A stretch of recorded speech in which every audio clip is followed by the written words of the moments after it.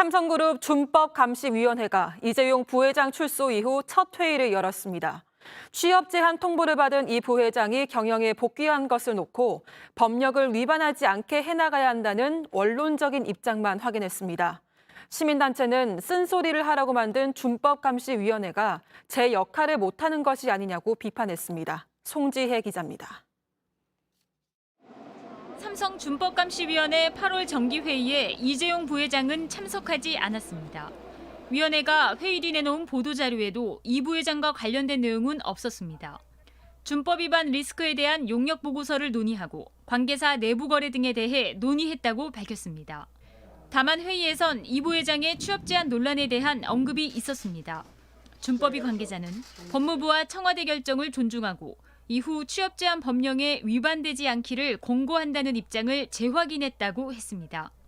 앞서 지난 2월 법무부가 이 부회장에게 취업 제한 대상자라는 통보를 했을 때 내놓은 원론적 입장을 다시 언급한 겁니다. 강요에 의해서라도 뇌물을 주지 않을 수 있는 시스템을 만들라는 이 부회장 파기환송심 재판부 요구에 따라 지난해 2월 출범한 준법위. 삼성의 준법 윤리 경영에 대한 파수꾼 역할을 하는데 모든 역량을 집중하겠습니다. 준법 감시자가 되겠습니다.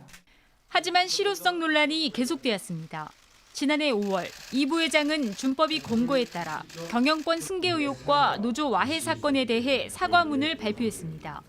무노조 경영을 폐기하는 등 준법 가치를 실현하겠다고 했지만 경영권 승계 논란에 대한 구체적인 해명이나 책임을 지는 언급은 없었습니다. 그런데도 준법위가 의미 있게 평가한다고 입장을 내놓자 참여연대 등 시민단체의 비판이 커졌습니다. 이후 재구속된 이 부회장이 취업 제한 통보를 받으면서 삼성의 앞날을 두고 여러 의견이 나올 때도 마찬가지였습니다. 오너 체제냐, 전문 경영인 체제냐를 두고 논란이 커졌지만 준법감시위는 목소리를 내지 않았습니다. 1년 반 동안 운영을 하는 동안에 삼성에 있어가지고 이제 어떠한 제대로 쓴소리를 하지 못했다. 이게 이제 준법감시위원회 현실입니다. JTBC 송지혜입니다.